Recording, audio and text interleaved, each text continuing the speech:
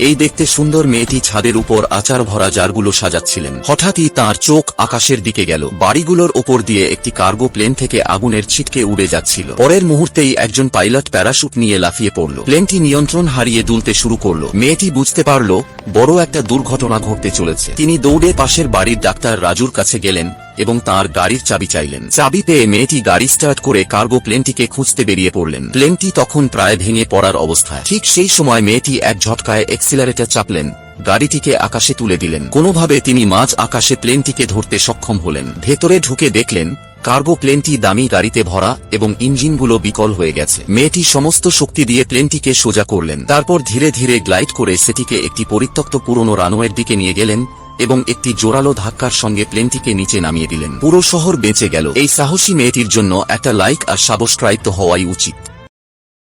Download ShareChat.